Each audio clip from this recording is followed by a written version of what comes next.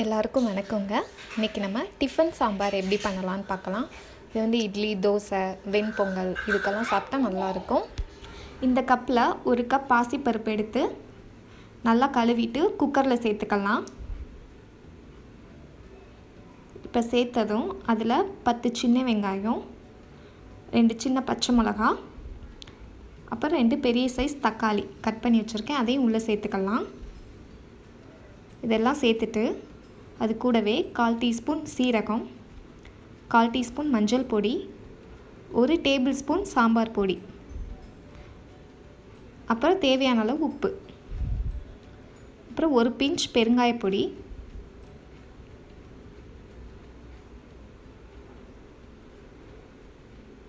அப்புறம் தண்ணி வந்து நம்ம எந்த கப்பில் பருப்பு எடுத்தோமோ அந்த கப்பில் 4 கப்பு நம்ம தண்ணி ஊற்றுறேன்.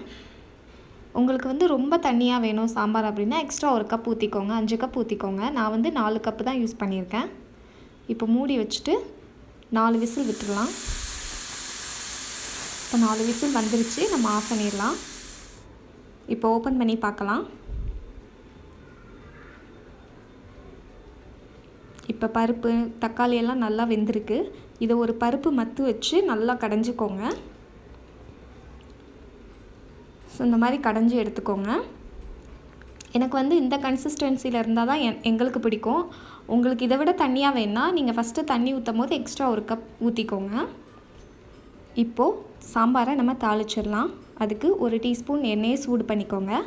எண்ணெய் சூடானதும் அதில் 1/2 டீஸ்பூன் கடுகு, 1/2 டீஸ்பூன் உளுந்து, கடுகு உளுந்து நல்லா பொரிஞ்சதும் அதில் 1 வத்தல், அப்புறம் கருவேப்பிலை போட்டு தாளிச்சிருங்க.